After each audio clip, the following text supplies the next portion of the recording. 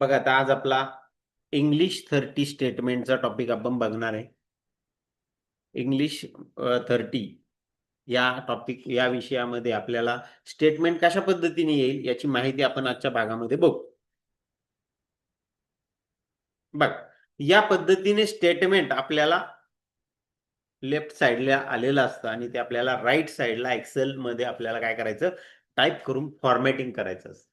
मग ते कुठं काय फॉर्मॅटिंग करायचं आणि आपल्याला कोणत्या भागाला किती मार्क्स मिळतील हे आपल्याला इथं बघायचंय. बघा, तर पहिली स्टेप असते ती म्हणजे पहिली स्टेप म्हणजे टायपिंग करणं. सगळ्यात महत्वाचं हे जे दिलेलं आहे असंच्या असं ज्या त्या सेलमध्ये टाईप करायचंय. बघा, आता हेडिंग कुठं टाईप झालेलं आहे तर B3 पासून आपलं सुरुवात होत आहे. कुठून सुरुवात होत आहे? B3 पासून आहे ना. मग B3 मध्ये हेडिंग, त्याच्या खाली एक लाईन ब्लँक आहे. त्याच्यानंतर तो टेबलचं हेडिंग सुरुवात होतं 5व्या रोवर आणि तिथून पुढे मग आपला डाटा काय होतो, टाईप करायला सुरुवात. पहिले सुरुवातीला काम काय करायचं असतं, तुम्ही टायपिंग करून घ्या. टाईप करून घेतल्यानंतर पहिल्या स्टेप फॉर्मॅटिंगची पहिली, टायपिंगला 7.5 मार्क आहे म्हणजे अॅक्युरेट टायपिंग झालं पाहिजे तुमचं, बरोबर. पहिली स्टेप काय करायची तर कॉलमचं हेडिंग सेट करून घ्यायचं. मग कॉलमच्या हेडिंगच्या सेटिंगला 1.5 म्हणजे 1.5 मार्क आहे तुम्हाला. किती मार्क आहे? 1.5. आता त्याच्यामध्ये सी कॉलम जो आहे म्हणजे प्रॉडक्टचा, तो कॉलम ऑटोफिटने सेट करायचा. कसा करायचा आहे? ऑटोफिटने. ऑटोफिट म्हणजे काय? दोन कॉलमच्या मध्ये ही जी लाईन आपल्याला दिसते, इथं आपण ज्यावेळेस माऊसचा पॉइंटर नेतो त्यावेळेस तो डबल हेडेड आरो मध्ये कन्वर्ट होतो. तिथे डबल क्लिक करणार. येते लक्षात?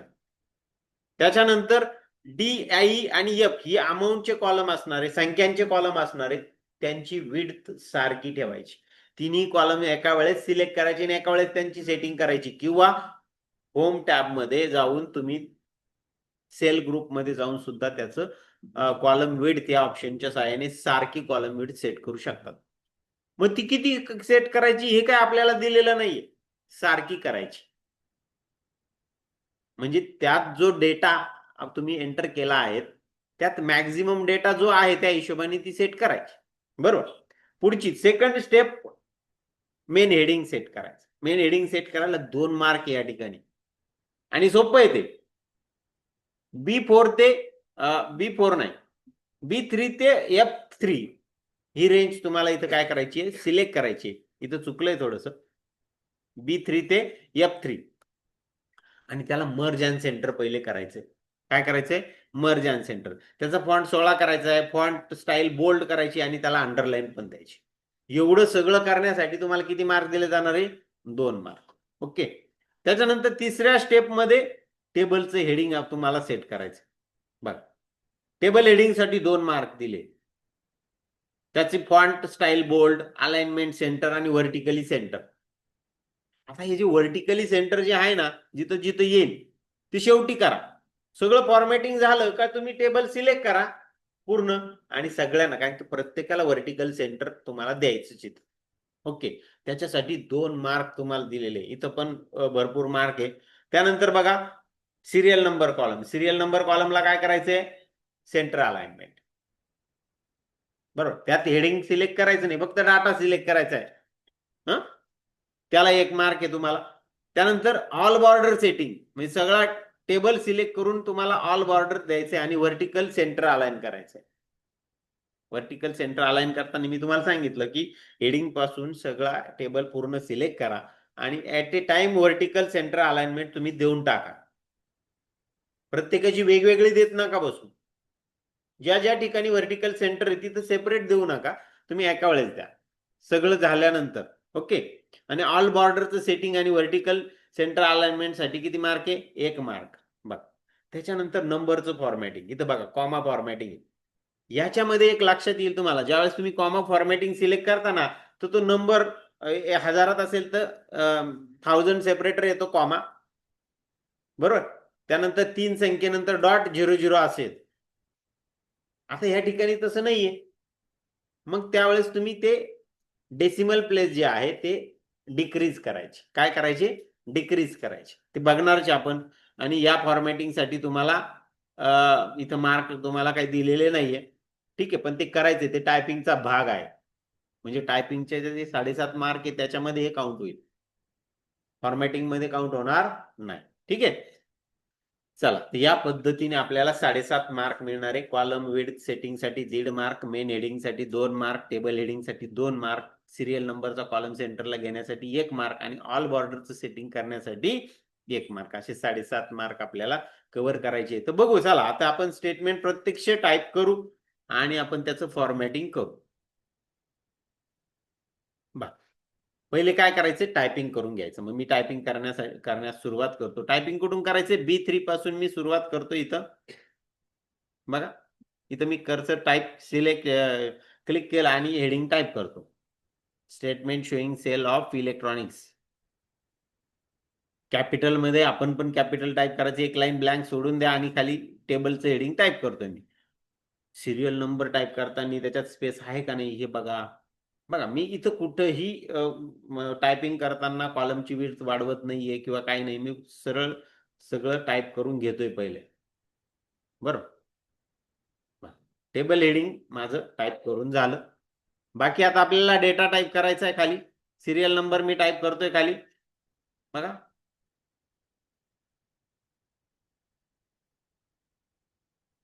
पुढे प्रॉडक्ट टाईप करतोय.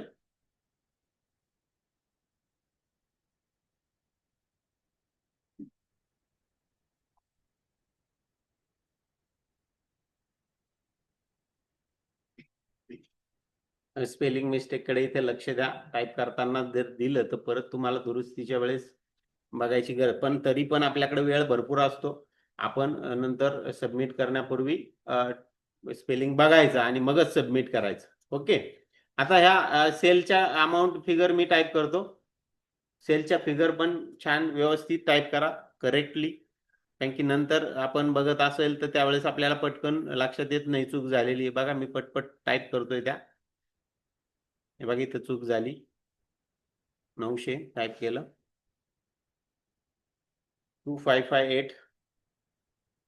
बघा, ज्या दिलेल्या फिगर त्या फास्टली टाईप करा. टाईप करताना भलेही तुम्ही तिथं न्यूमरिक पॅडचा इथं वापर करू शकतात. मराठीमध्ये न्यूमरिक पॅड वापरता येणार नाही. तुम्हाला वरच्या लाईननेच टाईप कराव्या लागतील फिगर्स, लक्षात घ्या. तुम्हाला इंग्लिशमध्ये न्यूमरिक पॅड टाईप करता येईल, पण याच्यामध्ये नाही. बघा, माझं टायपिंग करून पूर्ण झालेलं आहे. झालं ना टाईप करून? लक्षात घ्या, नंबर्स टाईप करताना मराठीमध्ये हे वरच्या लाईननेच सिलेक्ट टायपिंग करायचंय, तर ते मराठीत येतील. तिथं न्यूमरिक पॅडने मराठीत येणार नाही. तुम्ही इंग्लिश 30ला जे आहेत ते करू शकतात न्यूमरिक पॅडने टाईप. ओके, चल पहिले आता काय करायचं, काय काम करायचं आपल्याला, तर कॉलमचं सेटिंग करून घेऊ. चालेल ना? काय करायचं, सी कॉलम काय ऑटो फिटने आणि DEF सारखे त्याची कॉलम वेळ ठेवायची आपल्याला. चल, मग आता मी सी आणि डी च्या मध्ये जातो. बघा, पहिला सिरियल नंबर थोडा वाढवून घेतला, सी आणि डी च्या मध्ये जाऊन डबल क्लिक केलं. बघा, ऑटोमॅटिकली तो ऑटो फिट झाला. बघा, 3 कॉलम मी सिलेक्ट करतो आणि त्याला थोडी त्याची विड्थ वाढवतो. बघा, एवढी वाढवली. थोडी जास्त झाली असं वाटतंय, मग थोडी कमी करू परत. पण त्याच्यासाठी पुन्हा सगळे कॉलम सिलेक्ट पाहिजेत आणि कोणत्याही एका कॉलमची वाढवायची. ऑटोमॅटिक सगळ्यांवर त्याचा इफेक्ट जातो. बघ, झालं या पद्धतीने. किंवा मग तुम्ही फॉर्मॅट होमच्या सेल ग्रुपमध्ये जाऊन सुद्धा कॉलम विड्थ तिथं कमांड आहे, त्या कमांडच्या सहाय्याने सुद्धा तुम्हाला वाढवता येईल. ओके, चला पुढे जाऊ आपण. पुढचं फॉर्मॅटिंग करायचं ते म्हणजे मेन हेडिंगचं. काय काय फॉर्मॅटिंग करायचंय त्याला, 16 फॉन्ट साईज, त्याची मर्ज अँड सेंटर, त्याला बोल्ड अंडरलाईन आपल्याला करायचंय. चला करू आपण. मी क्लिक करतोय त्याच्यावर, सर्व सेल सिलेक्ट केले आणि अलाइनमेंट मध्ये जाऊन मर्ज अँड सेंटर कमांड मी देतो. बघा, झालं मर्ज अँड सेंटरला का झालं. आता काय करायचंय, त्याला बोल्ड आणि अंडरलाईन सेट करतो मी. बोल्डला क्लिक केलं आणि शेजारीच अंडरलाईन आहे बघा, त्याला मी क्लिक केलं. जा, अजून काय राहिलं, त्याचा फॉन्ट साईज. मग फॉन्ट साईजला परत मी जातो फॉन्ट ऑप्शन मध्ये. त्याच्यामध्ये बघा, इथून सिलेक्ट करा फॉन्ट साईज आणि त्यात 16 फॉन्ट साईज सिलेक्ट करा. झालं. अशा पद्धतीने हे कॉलमचं हेडिंग आपलं आपल्या टेबलचं नाही म्हणता येणार, आपल्या स्टेटमेंटचं हेडिंग जे आहे ते आपण फॉर्मॅट केलं. त्याला 2 मार्क आहे, लक्षात घ्या. चला, पुढचं फॉर्मॅटिंग कशाचं करायचंय, तर टेबल हेडिंगचं करायचंय. कोणतं करायचंय, टेबल हेडिंग. काय टेबल हेडिंगला पण 2 मार्क आहे ना, बोल्ड, अलाइनमेंट सेंटर आणि व्हर्टिकली सेंटर. बरोबर. चला मी करतोय, सिलेक्ट करतो मी टेबल हेडिंग. केलं सिलेक्ट. त्याला पहिले बोल्ड करून घेतो आणि सगळ्या हेडिंगला सेंटर अलाइनमेंट देतो मी. बरोबर. आणि व्हर्टिकली काय द्यायची, सेंटर. जर तुम्ही इथं व्हर्टिकली सेंटर दिली तर होणार काय, तुम्ही ज्या सगळ्या टेबलची किंवा सगळ्या स्टेटमेंटची व्हर्टिकल सेंटर सेट करायला जातात त्यावेळेस ती व्हर्टिकल सेंटर दिसतं, मग पुन्हा ते चुकू शकतं. त्यामुळे जनरली इथं व्हर्टिकल सेंटर देऊ नका, लास्टला दिलं तरी चालू शकेल. ठीक आहे, झालं. टेबलचं हेडिंग झालं सेट. चला पुढचं काय फॉर्मॅटिंग करायचं आपल्याला, सिरियल नंबर काय करायचा आहे, सेंटरला घ्यायचा. चलो मी सिलेक्ट करतो सिरियल नंबरला. अजून काय फॉर्मॅटिंग करायचे, तर ऑल बॉर्डरचं सेटिंग करायचं, त्याला 1 मार्क आहे. बरोबर ना. हे दोन्ही फॉर्मॅटिंग मी एकाच वेळेस करतो. बघा पहिले सिरियल नंबर मी सिलेक्ट करतो, त्याला अलाइनमेंट कोणती देणार मी, सेंटर अलाइनमेंट. झालं. आता पूर्ण सगळा डाटा मी सिलेक्ट करणार, कारण की मला ऑल बॉर्डर सेट करायचे टेबल हेडिंग पासून तर शेवटपर्यंत. आणि त्याला फॉन्ट मध्ये ऑल बॉर्डर ऑप्शन मी निवडणार. बघा बॉर्डरवर क्लिक करतो मी इथं आणि ऑल बॉर्डर ऑप्शन मी निवडतो.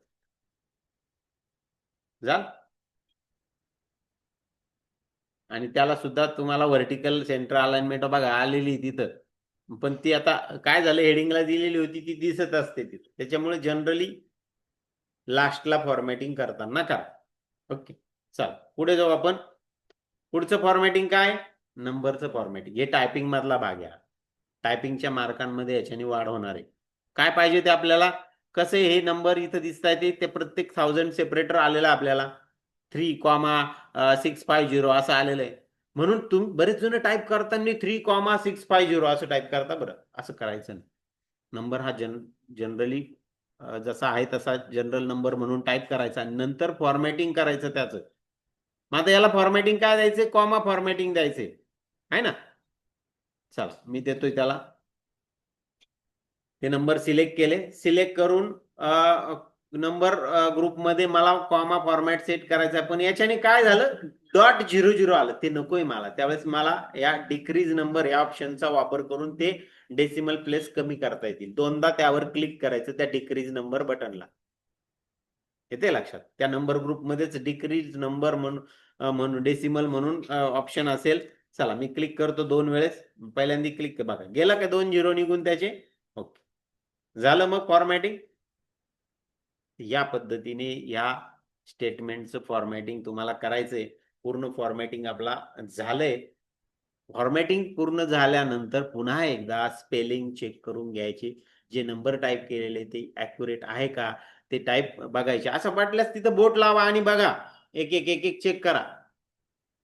कारण की तुम्ही डायरेक्ट बघितलं ना तर होणार नाही किंवा चूक होऊ शकतं. तुमचं हाताचं एक बोट इकडे ठेवा, लेफ्ट साईडला एक राईट साईडला ठेवा आणि एक एक चेक करत झाला नंबर बरोबर आहे का तो. येते लक्षात. आणि मग फायनली त्याला सबमिट करा. सबमिट बटनच्या सहाय्याने मी सबमिट करतोय. येस म्हटलं. सबमिट झालं माझं स्टेटमेंट. बघा एकही स्पेलिंग मिस्टेक आलेली नाही. सगळे मार्क मला मिळालेले आहे 15 पैकी 15. जर स्पेलिंग मिस्टेक आलेले असेल आली तर या शो टायपिंग मिस्टेक वर क्लिक करून कुठं टायपिंग मिस्टेक झाली ते बघू शकतात तुम्ही. आलं लक्षात. तर अशा पद्धतीने तुम्हाला हे स्टेटमेंट टाईप करायचे. एकदम सोपं आहे. जसं दिसतंय तसंच तुम्हाला घ्यायचंय. फक्त फॉन्ट काय पाहिजे त्याचा, बोल्ड कुठं कोणती स्टाईल पाहिजे फॉन्टची, ते तुम्हाला या स्टेटमेंटमध्ये मी आज समजून सांगितलं. या पद्धतीने तुम्ही केलं तर नक्कीच तुम्हाला 15 पैकी 15 मार्क मिळतील. आणि हा स्कोरिंगचा विषय आहे, लक्षात घ्या. पैकीचे पैकी मार्क ह्या टॉपिकमध्ये मिळतात. जसे लेटरमध्ये मिळू शकतात तसे इथं पण मिळतील. ईमेलमध्ये मिळू शकतात तसे इथं पण मिळतील. फक्त स्पेलिंग मिस्टेक तुमच्या व्हायला नको. कारण की एक स्पेलिंग मिस्टेक झाली तर तुमचा अर्धा मार्क तिथं कट होतोय. ओके, ठीक आहे. बघून घ्या खाली पण. सगळ्या बरोबर आलेलं आहे. कॉलम वेडचे मार्क, बॉर्डरचे मार्क, सिरियल नंबरचे सेंटरचे मार्क, हे सगळे बरोबर सगळे मिळालेले आहे आपल्याला. ठीक आहे, तर मग आज आपण इथं थांबू.